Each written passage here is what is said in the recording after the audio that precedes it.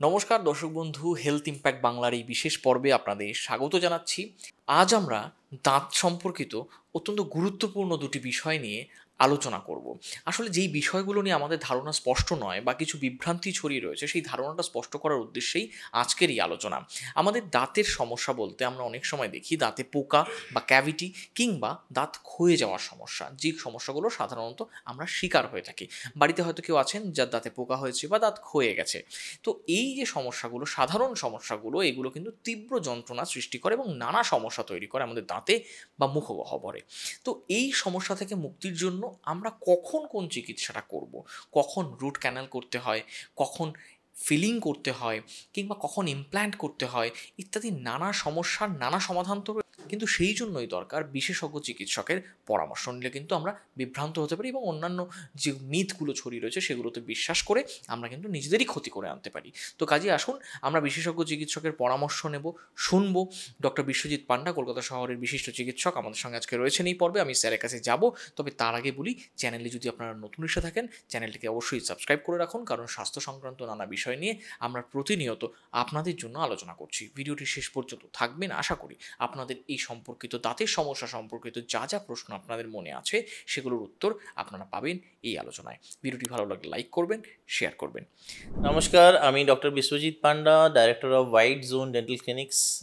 আমাদের ক্লিনিক্সগুলি হলো টলিগঞ্জ, বালিগঞ্জ, সাউদার্ন এভিনিউ এবং Mukundapur. And we are practicing since last 15 years with a ground staff of 30 employees and 10 associate dentists. And আজকে যে বিষয়ে আমরা কথা বলতে চলেছি সেটা হচ্ছে যে সাধারণত আমাদের কাছে যে পেশেন্টসরা আসে তারা কমপ্লেন করে যে ডাক্তারবাবু ফিলিং করে দিন, বা ব্যথা নিয়ে এলো, কেউ কেউ তো আর বলে না এসে রুট ক্যানাল করে দিন, বাট ফিলিং করে দিন, রুট ক্যানাল করে দিন। তো আমাদের সেটা বুঝতে হবে যে এটা কিন্তু ডাক্তারবাবুর চয়েস না বা পেশেন্টের চয়েস নয়। সব থেকে ইম্পর্ট্যান্ট যেটা হলো এই পার্টিকুলার জিনিসটার ডিসিশান নেওয়া, সেটা হলো ডায়াগনস্টিক্স। এবার ডায়াগনস্টিক্সের জন্য আমাদের লাগে হচ্ছে একটা এক্স রে। তো আজকের ডেটে আমাদের মডার্ন এক্স রে হলো ডিজিটাল এক্স রে বা আইওপিএ। হোয়াইট জোন ডেন্টাল ক্লিনিকে এমন একটি এক্স রেজ আছে বা সিটি স্ক্যান আছে যেটা আমাদের সিবিসিটি বলি।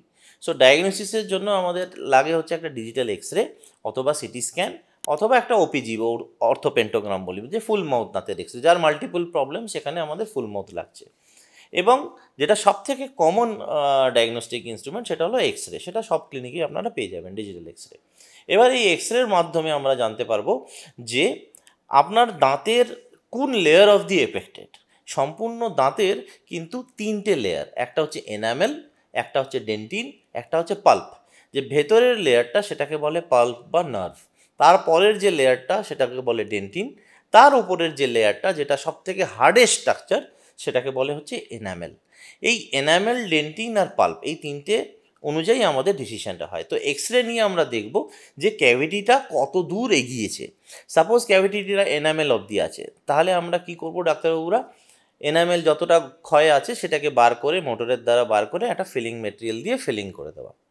সাপোজ আপনার ক্যাভিটিটা ডেন্টিন অবধি আছে, সেটা এক্সরেতে ধরা পড়ে যাবে। তো ডেন্টিন অবধি থাকলে আমরা কি করব ডাক্তারবাবুরা, ওটাকে ক্যাভিটিটাকে স্ক্রেপ করব এবং অন্য রকমের material, pulp capping agent material বা অন্য ধরনের মেটেরিয়াল দিয়ে আমরা ফিলিং করব। তো দু রকম মেটেরিয়াল দিয়ে ফিলিং, বাট ফিলিংই করব।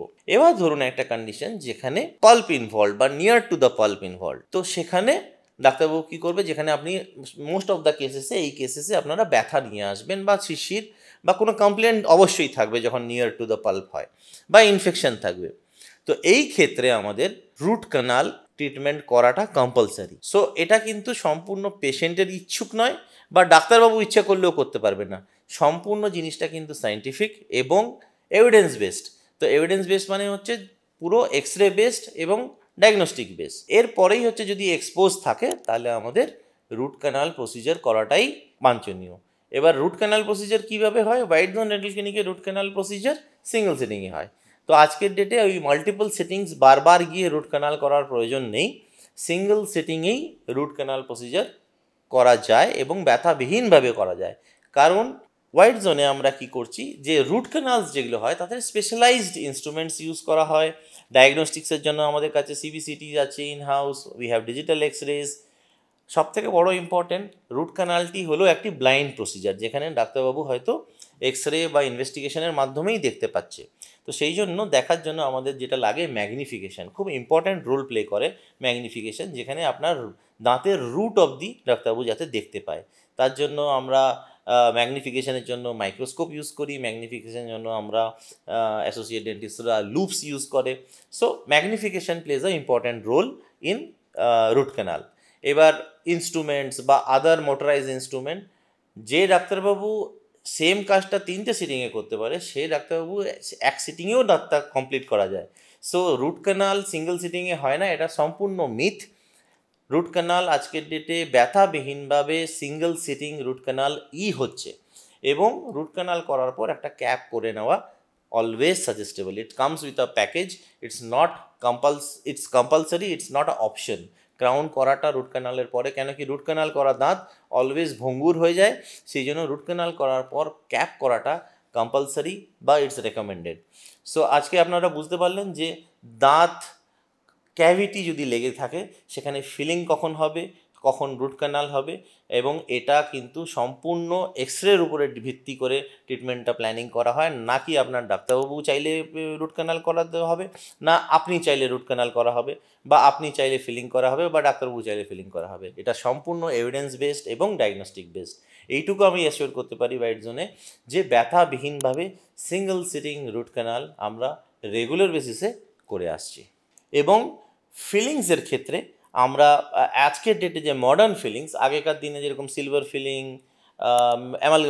অ্যামালগাম ব্যান্ড হয়ে গেছে, অবসলিউট হয়ে গেছে, সেই কারণে আমরা আজকের ডেটে যে ফিলিংগুলো করছি সেগুলোকে বলা হয় কম্পোজিট ফিলিং বা GIC filling, basically tooth colour filling বা সাদা কালারের ফিলিং।